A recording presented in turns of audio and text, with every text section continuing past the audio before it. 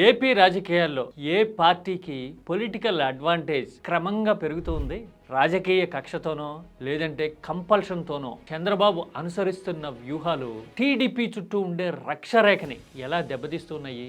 2029 నాటికి AP political లెక్కలు that కూటమి ఈక్వేషన్స్ ఎలా మారేందుకు అవకాశం ఉంది? న్యూట్రల్ పర్స్పెక్టివ్ నుంచి చూసి అర్థం చేసుకోవడానికి ట్రై చేద్దామా?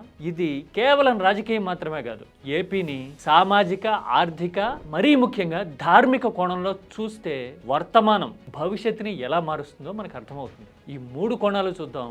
ఏపీ రాజకీయాల్లో కీలకం ఎవరో, ఎవరి పట్టు బిగిస్తా ఉందో మనకు తెలుస్తుంది.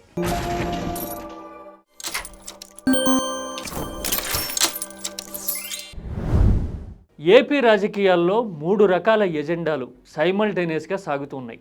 ఒకటి ఆర్థికపరమైనవి, 2 సామాజిక పరమైనవి, ఎడతెరిపి లేకుండా సాగుతున్న 3వ ఎజెండా ధార్మికపరమైనది. చంద్రబాబు తన రాజకీయ ప్రత్యర్థి అయిన జగన్ క్రిస్టియానిటీ ఫాలోయర్ అనో బిలీవర్ అనో వ్యూహాత్మకంగా హిందుత్వ భావజాలం వైపు బీజేపీని మించి ఆర్ఎస్ఎస్ కూడా ఆశ్చర్యపోయేలాగా దూకుడు పెంచిన పరిస్థితిని ఇప్పుడు మనం చూస్తూ ఉన్నాం. రీసెంట్గా ఆయన తిరుపతిలో ఏం మాట్లాడారో ఒకసారి చూద్దాం.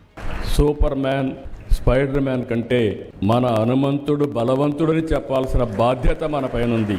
చూశారు కదా, సూపర్ మ్యాన్, స్పైడర్ మ్యాన్ లాంటి ఊహాజనితమైన క్యారెక్టర్లని హిందూ దేవుళ్ళతో పోల్చడం అసంబద్ధం అనిపించవచ్చు, కానీ ఆయన తాపత్రయం మాత్రం అందులో కనబడుతుంది కదా. బీజేపీని మెప్పించాలి, ఆర్ఎస్ఎస్కేమో సంకేతం ఇవ్వాలి, దీర్ఘకాలం మేము ఉండిపోతాం మీతో, మీ ఎజెండానే మా ఎజెండా అని చెప్పాలన్నది ఆయన ప్రయత్నం.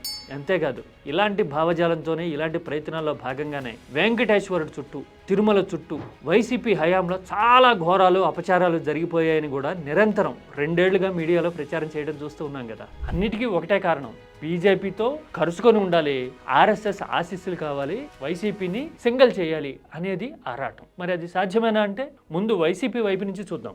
ఇప్పుడు వైసీపీ అయినా, జగన్మోహన్ రెడ్డి అయినా, లేదంటే ఆయన తండ్రి వైఎస్ రాజశేఖర రెడ్డి అయినా క్రిస్టియానిటీ బిలీవర్లు, ఫాలోవర్లు అని ఏపీకే కాదు దేశం మొత్తానికి తెలుసు కదా. నాకు ఇప్పటికీ గుర్తు, 2004లో వైఎస్ఆర్ గెలిచినప్పుడు with the blessings of almighty అని ఫస్ట్ రియాక్షన్ స్టార్ట్ చేశారు. అది ఎంత నిజమో వాళ్ళు మిగతా ధర్మాలు, మతాల విషయంలో ఎలాంటి వైఖరితో ఉన్నారు, హిందువులైనా ముస్లింలైనా అనేది కూడా ఓపెన్ సీక్రెటే కదా. అందుకని ఇప్పుడు కొత్తగా మనం హిందుత్వని, అదే మనం అంటే టీడీపీ, హిందుత్వని భుజాన వేసుకోవడం వల్ల వైసీపీకి, జగన్కి నష్టం ఏమైనా చేయగలుగుతామా అంటే చేయలేము. ఎందుకంటే క్లారిటీ ఆల్రెడీ ఉంది కదా జగన్ని, వైసీపీని సమర్థించే వాళ్ళలో. మరి ఇలాంటి విధానం వల్ల దెబ్బ తగిలితే ఎవరికి తగిలే అవకాశం ఉంది రాజకీయంగా?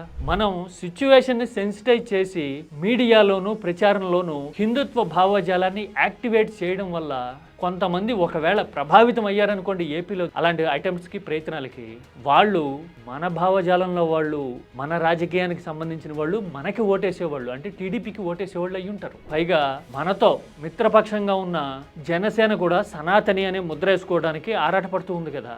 ఇలాంటి టైంలో ఒకవేళ జనం సెన్సిటైజ్ అయితే గనక ఎవరి ఓటు బ్యాంకు కోత పడుతుంది, ఎవరి ఓటు బ్యాంకు హిందుత్వ వైపు మళ్ళుతుంది? క్లియర్ ఆన్సర్ ఈజ్ టీడీపీ కదా. ఎక్కువ ఓటు బ్యాంకు ఆ కూటమిలో ఉన్నది టీడీపీకే కదా. అలాంటప్పుడు ఉత్తరోత్తర ముందు కనుక బీజేపీ రాజకీయంగా బలపడాలి అని అనుకుంటే వాళ్ళ ఎజెండాను ముందుకు తీసుకెళ్ళడానికి ఒక రకంగా చంద్రబాబు ఇప్పుడు లైన్ క్లియర్ చేస్తున్నట్టు, బీజేపీకి భవిష్యత్తులో బలం ఇస్తున్నట్టు. అంటే ఏం జరుగుతోంది? జగన్ని సింగిల్ చేయాలి అని ఆరాటంతో తెచ్చిన వ్యూహం బీజేపీ భవిష్యత్తుకి ఆయుధంలా, సాధనంలా, ఇంధనంలా పనికొస్తా ఉంది. ఈ పాయింట్ ఎందుకో చంద్రబాబు మిస్ అవుతున్నారో, లేదంటే గనక ముందు జగన్ని నెగిటివ్ చేసేద్దాం అనే ఆరాటంలో ముందుకు పోతున్నారో, మీడియా సాయంతో బ్రహ్మాండంగా హిందుత్వ ఎజెండాని జనంలోకి తీసుకొస్తా ఉన్నారు. దాని ప్రభావం ఒకవేళ ఉంటే గనక అది టీడీపీ ఓటు బ్యాంక్ మీదే పడే అవకాశాలు 99% ఉన్నాయి. అంటే కాదనడానికి కారణం కనిపించదు. సామాజిక పరంగా చూసినా, భావజాలం పరంగా చూసినా బీజేపీకి, టీడీపీకి సారూప్యత ఎక్కువ. మిడిల్ క్లాస్ కానీ, బీసీ జనాభా కానీ, చదువుకున్న వాళ్ళు కానీ టీడీపీకి ఓటు బ్యాంక్గా ఉన్నారు ఏపీలో.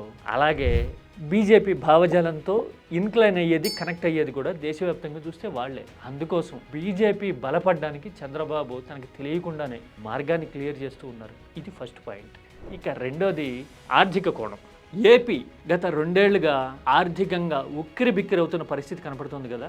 ఆఖరికి అందరూ న్యూ ఇయర్ రిజల్యూషన్స్ తీసుకుంటా ఉంటే ఏపీ ప్రభుత్వం అప్పుల క్యాలెండర్ని సిద్ధం చేసుకుని జనవరిలో ఇన్ని వేల కోట్లు, ఫిబ్రవరిలో ఇన్ని వేల కోట్లు, మార్చిలో ఇన్ని వేల కోట్లు అని ఇదిగో ఇలాగా అప్పు రిజల్యూషన్ తీసుకునే పరిస్థితిలో ఉంది. పైగా మొన్న మధ్యన నేను చెప్పా, ఏపీ విజిట్ చేసినా కూడా బడ్జెట్కి కొన్ని వారాల ముందు కేంద్ర ఆర్థిక మంత్రి సచివాలయానికి రాకుండా ముఖ్యమంత్రిని కలవకుండా వెళుతూ ఉండగా ముఖ్యమంత్రే విమానాశ్రయానికి వెళ్ళి సమావేశం అవ్వడం చూసాం. అంటే ఏపీలో ఆర్థిక పరిస్థితిని కేంద్రం ఎలా అర్థం చేసుకుంది అని చెప్పడానికి బిట్వీన్ ద లైన్స్ ఇదొక తిరుగులేని ఉదాహరణ. ఏపీ ఆర్థికంగా డిపెండెంట్గా కేంద్రం మీద అక్కడున్న బీజేపీ నాయకత్వం మీద ఆధారపడిపోయింది. ఒకవేళ ఏపీలో రాజకీయంగా అడ్వాంటేజ్ తీసుకోవాలి అంటే బీజేపీ పెద్దగా ఆలోచించక్కర్లా, జస్ట్ ఆర్థిక పరమైన నట్టు బిగిస్తే చాలు ఇక్కడ అల్లాడిపోయే పరిస్థితి వస్తుంది. వాళ్ళు అడిగింది చేయాల్సిన పరిస్థితి వచ్చినా వస్తుంది డిపెండెన్స్ వల్ల, కాదంటారా? ఇది రెండోది. ఇక మూడోది ముఖ్యమైనది రాజకీయ సామాజిక కోణం. సామాజికంగా రాజకీయంగా టీడీపీ బలం ఏంటి అని అడిగితే రెండే రీజన్స్ కదా. ఒకటి దన్ను కోసం, అధికార పరంగా యంత్రాంగం పరంగా సపోర్ట్ కోసం బీజేపీతో పొత్తులో ఉంది టీడీపీ.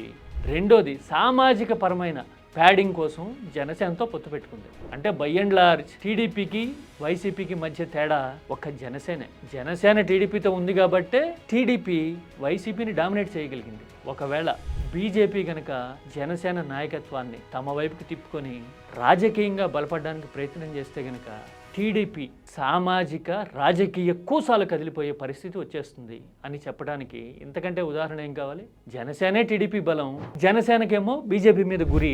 మరి బీజేపీ మన ఇద్దరం కలిసి పోటీ చేద్దాం అనే వ్యూహాన్ని కనుక తెస్తే కనుక తెర మీదకి టీడీపీకి సంకట పరిస్థితి వస్తుంది కదా. అంటే ధార్మికంగా చూసినా, ఆర్థికంగా చూసినా, రాజకీయంగా సామాజికంగా ఆలోచించిన అడ్వాంటేజ్ బీజేపీ వైపు మొగ్గుతోంది ఏపీలో. మరి ఉన్నట్టుండి బీజేపీ జెండా ఎగరేస్తుందా? ఎదగాలని కోరుకుంటుందా? ఎదగడం సాధ్యమేనా? ఈ ప్రశ్నలకి ప్రాక్టికల్ సమాధానం ఏంటో తెలుసా?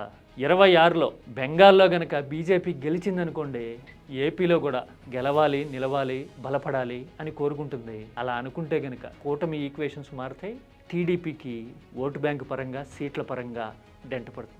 రెండో లేయర్ 2027లో అంటే వచ్చే ఏడాది యూపీలో ఎన్నికలు జరిగి అధికారాన్ని యోగి నిలబెట్టుకుంటే గనక నెక్స్ట్ 2029 సార్వత్రిక ఎన్నికల లక్ష్యంగా బీజేపీ పావులు కదుపుతుంది. అప్పుడు టార్గెట్ ఏపీ అని అనుకుందనుకోండి, ఉన్నట్టుండి అధికారంలోకి రావడం కాకపోయినా తెలంగాణలాగా సొంతంగా ఎంపీ స్థానాలు, అసెంబ్లీ సీట్లు గెలుచుకునే సత్తాని సాధించుకోవాలి అని అనుకుందనుకోండి, అప్పుడు కూడా ఇబ్బంది టీడీపీకి వచ్చే పరిస్థితి ఉంటుంది కదా.